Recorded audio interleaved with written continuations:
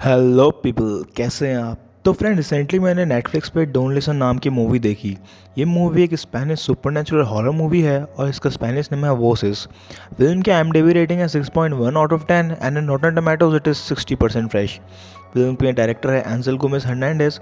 Starting में हमें movie का प्लॉट बहुत सिंपल लगता है, पर मूवी के एंड होते होते ऐसे ऐसे राज आते हैं जो पूरी स्टोरी को पलट के रख देते हैं। So without wasting much time, let's begin with the movie.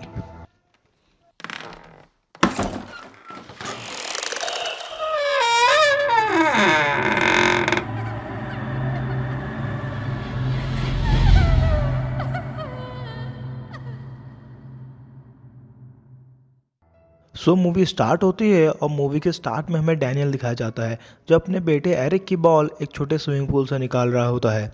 Daniel, उसका बेटा एरिक और उसकी वाइफ सारा अभी अभी इस नए घर में शिफ्ट हुए होते हैं। एक्चुअली में डैनियल का बिजनेस यही होता है, वो पुराने घर खरीदता है, उनको रेनोवेट करता है और फिर उन्हें बेच देता है। सीन शिफ्ट होता है और हमें साइकियाट्रिस्ट डॉक्टर का रोल दिखाई जाती है जो कि एरिक के साथ सेशन कंडक्ट कर रही होती है। एरिक इंसोमिया की प्रॉब्लम से गुजर रहा होता है।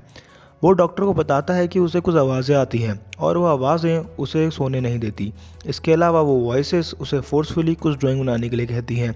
डॉक्टर उससे पूछती है कि अभी वो आवाज़ें उससे क्या कह रही हैं। इस पर एरिक कहता है कि वो ये डॉक्टर को नहीं बता सकता। डॉक्टर डैनियल और सारा को बताती है कि ये सब नॉर्मल है। वो कहती है कि ये सब एरिक की इमेजिनेशन है क्योंकि वो लोग घर बदलते रहते हैं, इसकी वजह से मे भी उसे प्रॉपर रेस्ट नहीं मिला और कुछ दिनों में ये सब सही हो जाएगा। इतना क्या कि वो वहाँ से चली जाती है। तभी हमें एरिक को दिखाया जाता है जिसे वॉकी टॉकी में कुछ आवाज़ें सुनाई देती है। नेक्स्ट सीन में डॉक्टर को भी कार में अपने रेडियो में कुछ आवाज़ें सुनाई देती हैं। तभी डॉक्टर की कार में हम मक्खी देखते हैं जो देखते देखते उसके कान के अंदर घुस जाती है। उसके घुसने से डॉक्टर की आंखें लाल पड़ जाती हैं और वो स्पेस से पोसेस होकर अपनी कार का कंट्रोल खो देती है। उसका एक्सीडेंट हो जाता है। पेड़ की एक टहनी उसके मुंह और सीट के आर पार हो जाती है। तभी हमें घर में एरिक दिखाया जाता है जिसने एक सेम वैसे ही एक्सीडेंट से मिलती जुलती पेंटिंग बनाई थी। इससे ये बात तो कंफर्म हो जाती है कि घर में कोई ना कोई स्पिरिट थी जो ऐसा करवा रही थी। नेक्स्ट डे डैनियल को अपने घर की दीवार में एक स्पॉट दिखाई देता है जहाँ बहुत सारी फ्लाइज होती हैं। वो एक डिसइंफेक्टेंट ला के उस पर मार देता है। सीन शिफ्ट होता है और एरिक नहा रहा होता है। तभी वहाँ उसे कुछ आवाज़ें आती हैं और वो उसे अपने डैड की आवाज़ समझता है। एंड वो आवाज़ें बोल रही होती हैं कि उसके डैड उससे नफरत करते हैं। वो ये सब बात अपनी मम्मी को बताता है पर उसकी मम्मी कहती है कि ऐसा कुछ नहीं है, उसके डैड उससे बहुत प्यार करते हैं। पर रात को ये चीज़ सारा डैनियल से डिस्कस करती है। वो डैनियल से पूछती है क्या उसने एरिक को डांटा या कुछ बोला। इस पर डैनियल मना कर देता है। उसी रात डैनियल टीवी पे एक प्रोग्राम देख रहा हो जिसमें डॉक्टर जर्मन ईवीपी के बारे में बात कर रहे होते हैं। ईवीपी मतलब electro voice phenomenon. Doctor German के अकॉर्डिंग कि कुछ स्पिरिट्स ऑडियो और वॉइसेस के फॉर्म में हमसे कम्युनिकेट कर सकती है। उन्होंने एक book sounds from after life भी लिखी थी जिसका प्रमोशन वो उस शो में कर रहे थे। फिर रात को डैनियल स्विमिंग पूल के डोर की आवाज़ सुन के उठ जाता है और उसे बंद करने जाता है। जैसे ही वो अंदर आ रहा होता है उसे वॉकी टॉकी में एरिक की आवाज़ आती है जो कुछ बड़बड़ा रहा होता है। तभी हम डैनियल के पीछे एक एंटिटी को भी देख सकते हैं। वहीं एरिक अपने रूम में उठा होता है और उसे वहाँ उस स्पिरिट के पैर दिखते हैं। वो डर जाता है और बेडशीट को अपने आप को ढक लेता है। आवाज़ और भी तेज़ होती है और तभी वो स्पिरिट उसका मुंह पकड़ लेती है। इतने में डैनियल अंदर आ जाता है। क्योंकि एरिक डरा होता है वो डैनियल को पीछे धक्का मार देता है और तभी डैनियल की हथेली कट जाती है। पर जैसे तैसे डैनियल और सारा एरिक को शांत कर देते हैं। अगले दिन डैनियल को फिर वही स्पॉट दिखाई देता है जिसमें बहुत सारी फ्लाइज होती हैं और उनके नॉइस से वो काफ़ी इरिटेट होने लगता है। तभी बाहर सारा एरिक के साथ कार में स्कूल से आती है और बताती है कि एरिक को रस्टिकेट कर दिया गया है क्योंकि वो अपनी क्लास छोड़कर टॉयलेट में छिपा हुआ था और जब टीचर ने उसे निकाला तो उसने उसको दांत काट दिया। एंड ऑब्वियसली स्कूल में भी उसको शायद वो आवाज़ें परेशान कर रही होंगी जिसके कारण वो टॉयलेट में छिपा होगा। सारा काफ़ी परेशान हो जाती है और डैनियल से डॉक्टर को कंसल्ट करने के लिए कहती है जिस पर एरिक बोलता है कि वो डॉक्टर तो कब के मर गई। और थोड़ी देर बाद में डैनियल को डॉक्टर की मरने की खबर मिलती है। डैनियल और सारा शॉक रह जाते हैं कि ये बात एरिक को कैसे पता चली। इस पे डैनियल बोलता है शायद ये बात उसको स्कूल में किसी ने बताई हो। फिर रात में हमें एरिक वॉकी टॉकी में कुछ सुनते और ड्राइंग करते हुए दिखता है और फिर वो वहाँ से चला जाता है। दूसरे रूम में सोई हुई सारा को स्विमिंग पूल के डोर की आवाज़ आती है। वो डैनियल को उसे बंद करने के लिए उठाती है।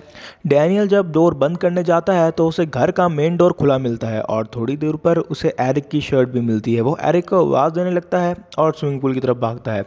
डैनियल की आवाज़ सुन के सारा भी उठ जाती है और उसके पीछे पीछे आती है। तभी डैनियल को एरिक की डेड बॉडी स्विमिंग पूल में मिल जाती है, जहाँ उसकी डूबने से मौत हो गई थी। सीन शिफ्ट होता है। डैनियल और सारा एरिक की फ्यूनरल अटेंड करके घर आते हैं।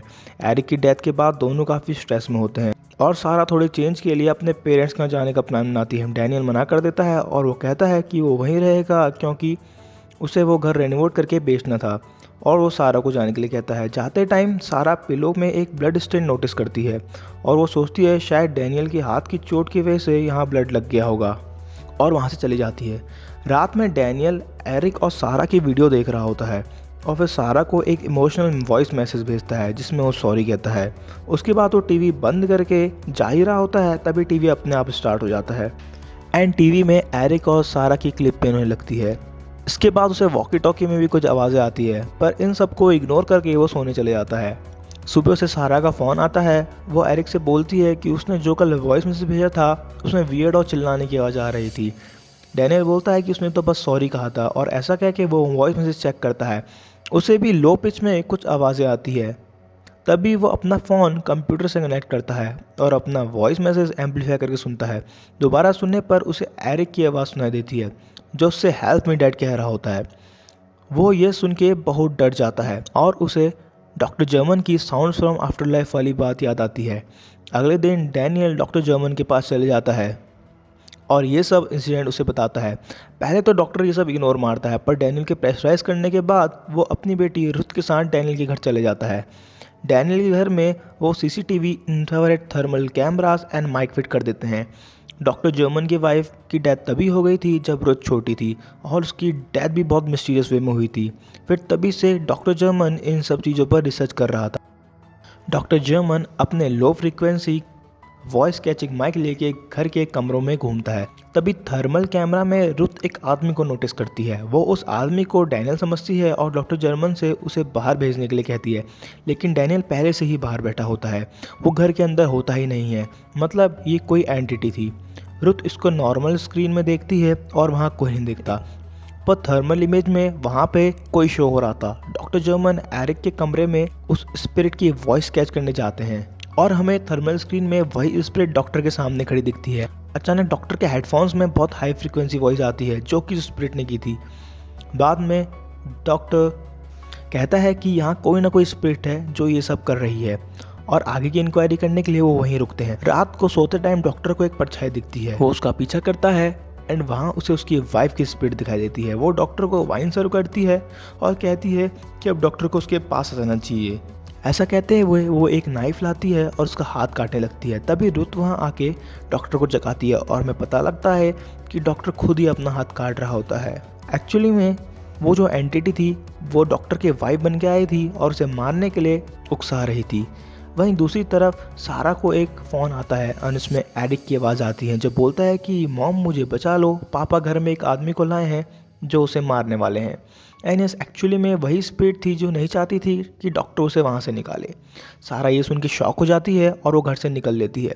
वहीं रुथ बालकनी में बैठे स्मोक कर रही होती है। तभी वो पेड़ पे बहुत सारी बिल्लियों को लटका देखती है। वो डैनियल और डॉक्टर को बुलाती है। बाद में डैनियल उन सब बिल्लियों को बरी कर देता है। डॉक्टर डैनियल से बोलता है कि उसने पहले कहीं ना कहीं ये सब देखा है, और कहता है कि वो आवाज़ जिसे डैनियल एरिक की बता रहा है वो उसकी नहीं है, वो किसी और स्पिरिट की है जो उसके संग माइंड गेम्स खेल रही है। वहाँ रुथ किसी फार्मेसी से मेडिसिन ले रही होती है। तभी एक डोर से उसे एक लेडी बुलाती है और उसे घर में कुछ बताती है, और हमें पता लगता है कि उस घर का नाम दिया था द हाउस ऑफ वॉइसेस। यही कारण था कि वहाँ सभी लोगों को कोई ना कोई आवाज़ें आ रही थी। वहीं सारा अपनी घर की तरफ आती है और डैनियल को कॉल के बारे में बताती है। वो एरिक का रूम चेक करने जाती है। पहले उसे वहाँ कुछ नहीं मिलता, पर थोड़ी देर में वहाँ एरिक दिखाई देता है जो ऑब्वियसली एक स्पिरिट होती है। वो जैसे ही उसके पास जाती है वो स्पिरिट बेड के नीचे गायब हो जाती है। सारा जैसे ही बेड के नीचे देखती है उसे भी उस एंटिटी के पैर दिखाई देते हैं जो पहले एरिक को दिखे थे। जब सारा बेड के ऊपर दिखती है तो वहाँ उसे कुछ नहीं दिखता। तभी उसका हाथ उसी स्पिरिट के पैर पे लगता है और वो स्पिरिट उसका गला पकड़ लेती है। सीन शिफ्ट होता है और डॉक्टर डैनियल को पिक दिखाता है जिसमें बिल्लियों को पेड़ से लटकाया होता है और वो बताता है कि ये एक बैड ओमेन है। पहले के ज़माने में ये एक कुछ बुरी चीज़ को इंडिकेट करता था। रुथ भी बताती है कि उसे पता लगा है कि इस घर में बहुत साल पहले विच ट्रायल होते थे, मतलब पहले यहाँ बुरी विचेस को टॉर्चर किया जाता था जो कि लोगों को नुकसान पहुँचाती थी। वो सब ये डिस्कस कर ही रही होते हैं, तभी ऊपर से सारा फांसी पे लटके हुए उनके सामने गिर जाती है और उसके कान से भी एक फ्लाई निकलती है जिससे पता लगता है कि उसे भी स्पिरिट ने पोसेस करके मार दिया था। पुलिस वहाँ आती है और सारा की बॉडी ले जाती है। वो रुथ से पूछती हैं कि क्या इन कपल्स के बीच में लड़ाई हुई थी, जिस पे रुथ मना कर देती है। इस इंसिडेंट को सुसाइड एंड मर्डर वाली नज़र से देख रहे थे। बाद में रुथ अपने डैड से वहाँ से चलने के लिए कहती है, पर डॉक्टर नहीं मानता। वो कहता है कि मैंने पूरी ज़िंदगी रिसर्च में लगा दी है और अब जब वो इसके इतने करीब पहुंच गया है तो वो उसकी जड़ तक जाएगा।